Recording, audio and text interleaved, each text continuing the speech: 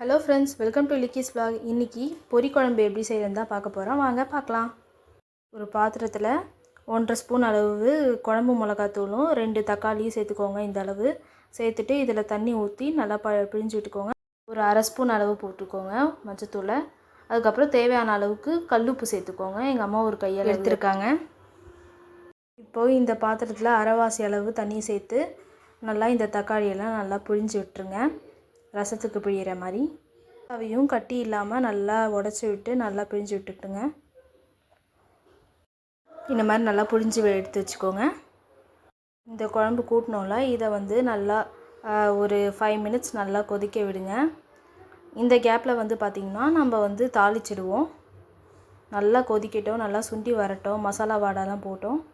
ஒரு கடாயை எடுத்துக்கோங்க. அதில் எண்ணெய் 2 கரண்டி விட்டு நல்லா சூடு பண்ணிக்கோங்க. 1 ஸ்பூன் அளவுக்கு கடுகு உளுத்தம் பருப்பு சேர்த்துக்கோங்க. இப்போ இது கூட இன்னும் கொஞ்சம் உடச்ச உளுந்து சேர்த்துக்கோங்க.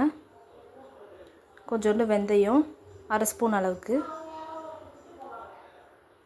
சீரகம் அரை ஸ்பூன் அளவு சேர்த்துக்கோங்க. நல்லா பொரியட்டும். நல்லா கிண்டி விட்டுட்டு நல்லா பொரிய விட்டுருங்க. இப்போது 1 ஸ்பூன் அளவுக்கு துவரம்பருப்பு சேர்த்துக்கோங்க. சேர்த்துட்டு நல்லா வதக்கி விடுங்க. நல்லா கோல்டன் ப்ரௌனாக வரட்டும். இப்போ இது கூட இடித்து வச்சுருந்த ஒரு ஃபுல் பூண்டையும் சேர்த்துக்கோங்க. நீங்கள் இதை அப்படியே முழு பூண்டாகவும் சேர்த்துக்கலாம், உங்கள் இஷ்டம்தான். இப்போ இது கூட 2 மீடியம் சைஸ் வெங்காயத்தை சேர்த்துக்கோங்க. சாம்பார் கறி போல் அந்த மாதிரி அரிஞ்சு சேர்த்துக்கோங்க. சேர்த்துட்டு நல்லா வதக்கி விடுங்க. இப்போ இது கூடயே கருவேப்பிலை கொஞ்சம் சேர்த்து ஒரு கொத்து சேர்த்து நல்லா வதக்கி விட்டுருங்க. நல்லா இந்த அளவு வதங்கினா போதும். இப்போ இதை கொதிக்கிற குழம்புல சேர்த்துக்கோங்க. நம்ம தாளித்து கொட்டணும் இல்லையா, அதில் இருக்கிற வெங்காயம் நல்லா வெந்து வரணும். ஒரு 10 நிமிஷம் கொதிச்சாதான் அது நல்லா வெந்து வரும்.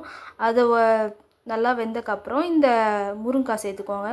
ஒன்று முருங்கைக்காய் சேர்க்கணும், இல்லைன்னா இது உருளைக்கிழங்கு சேர்க்கணும். 2த்தில் ஏதாவது ஒன்று சேர்த்தா தான் அதோட டேஸ்ட்டு நல்லாயிருக்கும். நாங்கள் முருங்கைக்காய் மட்டும் சேர்த்துருக்கோம். இன்னும் ஒரு 10 நிமிஷம் நல்லா கொதிக்க விடுங்க. நல்லா அந்த முருங்கைக்காய் வெந்து வரட்டும். முருங்கைக்காய் வெந்துருச்சுனாலே வேலை முடிஞ்சிருச்சுங்க. இப்போ இது கூட கொஞ்சோண்டு கொத்தமல்லி சேர்த்து இறக்கிட வேண்டியதுதான். அவ்வளோதாங்க, ஒரு சூப்பரான பொரிக்குழம்பு ரெடி ஆகிடுச்சு. அரை மணி நேரத்தில் செஞ்சிடலாங்க. நம்ம ரொம்ப நேரம் நிற்கணும்னு அவசியம் இல்லை, அது மட்டும் கொதிக்கும். இந்த ரெசிபி பிடிச்சிருந்தா கண்டிப்பாக லைக் பண்ணுங்கள், ஷேர் பண்ணுங்கள், கமெண்ட் பண்ணுங்கள். தேங்க்யூ ஃபார் வாட்சிங். பாய்.